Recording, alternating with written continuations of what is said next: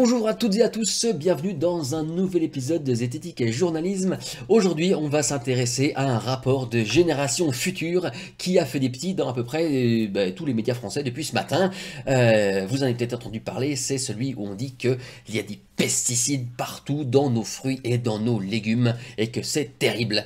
Alors on en a parlé dans Le Monde, on en a parlé dans France Info, on en a parlé dans l'UMA, on en a parlé dans Europe 1, Libé, Le Point, ça fait plaisir à Gérald Bronner, ça qui bosse dans le journal aussi, Science et Avenir, petite mention à Science et Avenir, 3 paragraphes de merde, pas de remise en question, pas de critique, rien, mais il continue de s'appeler Science. Voilà, est-ce qu'il n'y a pas un mot en trop? La question est en suspens. Donc ils sont tellement contents, Génération Future, qu'ils ont fait une revue de presse de tous ceux qui ont parlé de leur truc. Voilà, Ouest France, BFM TV, Nice Matin, Le Parisien, Les Échos, etc., etc. De droite, de gauche, ils sont tous fait avoir. Alors qu'est-ce que c'est que ce rapport? Voilà, donc c'est foutu comme ça. Vous avez donc un sommaire, vous avez 2 pages de méthodologie, vous avez des graphiques avec pas d'informations dessus, et vous avez ensuite les fruits. Voilà, les fruits au compte-gouttes. On apprend donc que les clémentines et les mandarines, par exemple, ont 88,4% de pesticides mesurés, que 3,7 d'entre eux dépassent la législation. Cerise 87,766, un peu beaucoup, pamplemousse pomelo 85,7 dont 3,8 dépassent la législation, etc., etc. Ça continue pendant 30 pages. C'est très intéressant. Mention spéciale quand même à la fin du rapport, il est écrit: notre association est totalement indépendante. Alors on va voir sur le site, et on tombe sur Génération Future est très vigilant sur le choix de ses partenaires financiers. Et puis ils en listent, Biocop, Bonne Terre, Bjorg, Botanique, etc. Lia Nature, Jardin Bio. Alors, ce qui est bizarre, c'est que dans ce rapport-là, ce sont que des fruits et des légumes en conventionnel ou en raisonné, on ne sait pas, mais en tout cas pas en bio. Pas en bio, ils ont retiré les fruits et légumes bio de leurs chiffres, et leur association tout à fait indépendante est financée par des vendeurs de produits bio. Je sais pas, pour moi dans ma tête, il y a un tout petit peu des liens qui se font quand même. Alors si ça se trouve c'est moi qui suis de mauvaise foi, si ça se trouve c'est la DGCCRF sur lesquels ils ont pris les chiffres, qui pendant 5 ans, c'est le temps de l'analyse, n'a absolument pas du tout traité de fruits et de légumes bio. Toutes les analyses qu'ils ont faites, c'était que des fruits en conventionnel. Et le bio est miraculeusement passé entre les lignes, et pas de bio dans le rapport final. Si ça se trouve, c'est ça. Si ça se trouve, en fait, ils sont complètement indépendants, et il n'y a pas du tout de conflit d'intérêt, on ne sait pas. Donc la DGCCRF, ils nous disent un peu comment ils font. Si le taux de non-conformité des prélèvements à la réglementation européenne n'excède pas 1,5%, celui observé lors des contrôles ciblés s'élève à 3,6%. Comme ils ciblent leur contrôle, ça veut dire que légitimement on peut s'attendre à avoir un petit peu plus en pourcentage que ce qu'on va trouver dans les rapports de Génération Future et les rapports, on va dire, plus médians. Donc évidemment, mais bon, l'ordre de grandeur est plutôt respecté, on est sur un facteur 1 à 2, mais bon, entre 1,5 et 3%, c'est pas grand chose. Il y a un truc dans le rapport qui est assez marrant, c'est ici. Malheureusement, les consommateurs ne retirent pas une information réellement utilisable de ces plans de surveillance. En effet, les résultats détaillés, aliment par aliment, ne font pas l'objet d'une communication grand public. Malheureusement, c'est vrai, il n'y a pas assez d'échanges. Seuls des résultats globaux étant la plupart du temps mis en avant. Donc, le problème, c'est que le grand public manque d'informations. Question: vaut-il mieux que le grand public manque d'informations? À mon avis, non. Que d'avoir de la mauvaise information. Et là par contre à mon avis oui, parce que c'est vraiment dégueulasse en fait ce qu'ils ont fait.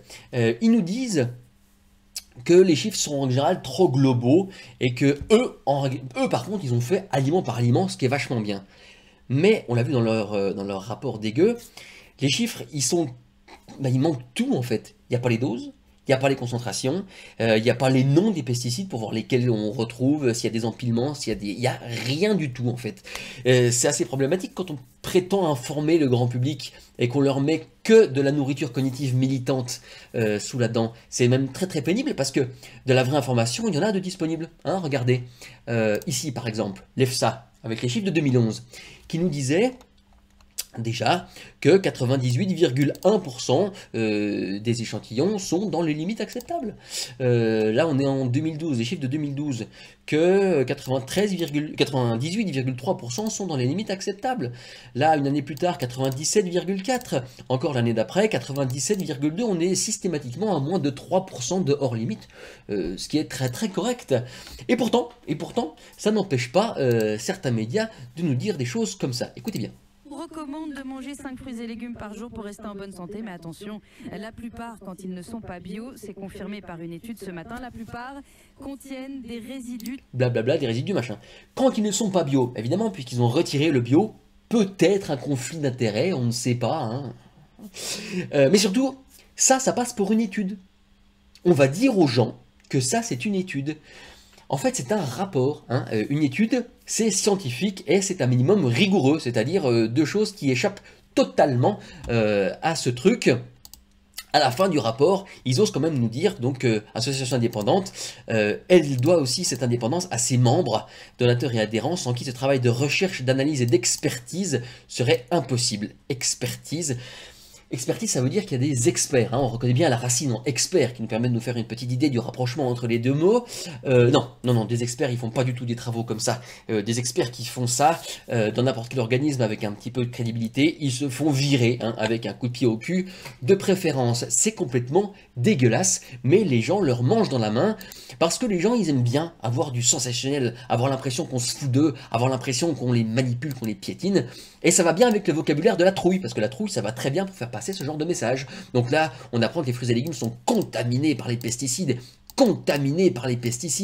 Les consommateurs en ont leur dose. Petit trait d'humour, Luma, c'est très très drôle. Qu'est-ce qu'on a aussi? Là, on a carrément les chiffres. Des traces de pesticides dans 3/4 des fruits et 41% des légumes. Ici, le rapport alarmant sur les fruits et les légumes. Ici, fruits et légumes en sont plein, il y en a partout, il y a des pesticides partout, on va tous crever, c'est dégueulasse. Comment voulez-vous que les gens ne soient pas polarisés immédiatement par des rapports qui sont, des rapports comme une génération future, qui sont complètement biaisés? C'est incroyablement nul. Au niveau du journalisme, il se passe strictement rien. Si là, dans le monde, il y a un tout petit truc, là voilà. L'étude, c'est pas une étude, c'est un rapport, encore une fois, présente des limites liées au manque de données, etc. Donc là, il n'y a pas les noms, il n'y a pas les trucs, il n'y a pas les concentrations, il n'y a rien, il n'y a pas le nombre. Et là, il y a deux personnes de l'INRA, dans le dernier paragraphe seulement, hein, qui nous disent que la présence de résidus et de pesticides n'est pas inquiétante en soi pour la santé, puisqu'ils font l'objet d'une réglementation.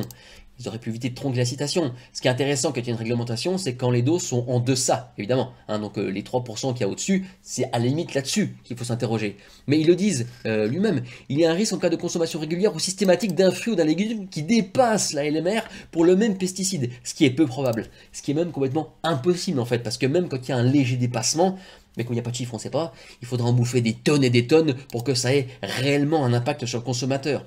Sur l'agriculteur, on peut se poser des questions, d'ailleurs on s'en pose, c'est pour ça qu'ils sont masqués, protégés, etc. Mais là, c'est juste le consommateur qui nous intéresse, et c'est de la grosse désinformation que nous sort Génération Future. Et c'est pas comme s'ils n'étaient pas au courant. Je vous mets en description un lien du blogueur sceptique Bunkerdy qui a eu une interview radiophonique avec François Veillerette, le président de Génération Future, dans lequel, avec animateur, médiateur au milieu des deux, il lui dit clairement les erreurs qu'il commet, les mauvais chiffres, les manipulations, etc. François Veillerette a pris note, d'ailleurs il a eu bien du mal à se défendre, de tout ce qui lui a été reproché. Pensez-vous qu'il aura changé ses façons de faire? Pas du tout, pas du tout. Alors c'est une aubaine pour nous autres et les bunkers, puisque à chaque fois que Génération Future sort un truc, bah nous c'est les mêmes critiques qu'on va leur adresser, puisque d'une fois sur l'autre ils font les mêmes conneries. Donc ça c'est parfait, c'est un gain de temps considérable. Hein. Évidemment quand on met du pesticide partout, au bout d'un moment les gens ils commencent à être flippés dès qu'ils voient le mot pesticide. Je vous rappelle qu'un pesticide, c'est pas un truc qui tue des insectes. Hein. Un pesticide, c'est un truc que nous, on utilise pour tuer des insectes. C'est pas pareil. Par exemple, l'acide chlorhydrique, c'est pas un pesticide. Pourtant, on pourrait s'en servir pour tuer des insectes, puisque ça tue des insectes. Hein. Si vous mettez un insecte dedans, il va faire pfff, puis c'est mort. Mais on l'utilise pas. De la même façon, on n'utilise plus l'arsenic. Hein. C'était un pesticide, maintenant ça l'est plus, puisque nous, ça nous crève aussi. Donc on a plein de choses comme ça. Par exemple, une bombe atomique, c'est un pesticide, parce que ça tue aussi des insectes. Ceci, c'est vendu sous l'appellation chocolat. Hein. Bon, c'est un canicide, ça tue des chiens. Hein, oui, parce qu'il y a de la théobromine dedans. Donc évidemment, à coup de quelques milligrammes par-ci, quelques milligrammes par-là, le chien, lui, il finit par avoir des lésions, etc., qui peuvent conduire à sa mort. Et pourtant, on en mange.